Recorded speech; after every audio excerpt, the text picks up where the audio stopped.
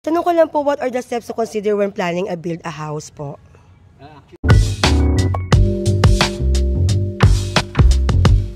Unang-una, kailangan alam mo kung ano yung location or saan yung location ng balak mong patayo, ano yung budget, at syempre yung design.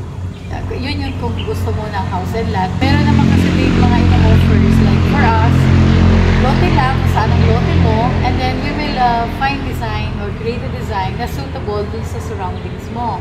Usually po kasi kapag magpapagawa po, di ba, nakabukod po ba yung design doon? Naka-tie up na po ba yun? Nakasama na po ba yun kapag magpapagawa po sa inyo ng bahay? Magandang tanong po yan. Clarify ko lang kasi marami nag-o-offer ng free design. Huwag po kayo maniniwala doon dahil in most cases, binabawi rin po nila sa construction yan.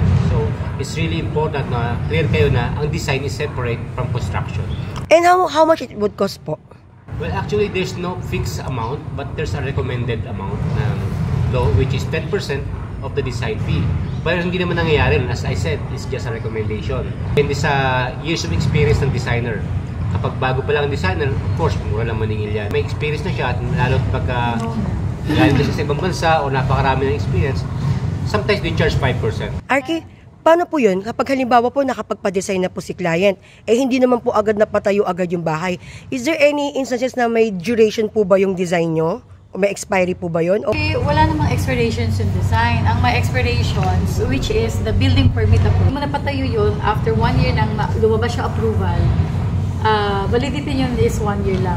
So, mapapaso, and then re-apply ulit lang natin. Yung mga those steps na kailangan po namin as a client? Yes, unang-una syempre yung budget. Okay. Dapat clear kayo dyan saan manggagaling yung fundings. Is it bank, or through your ipon, or through some pag-ibig. Meron ka ng budget, solve na yan, you need to find a location. Then thirdly, you need to have a design. Of course, you need to hire a professional. So, in that hiring a professional, you could easily open up, ano ba requirement mo, ano ba lifestyle mo, ano ba ang culture mo. When we say professional, it is unang-una, architect muna ang i-hire ninyo.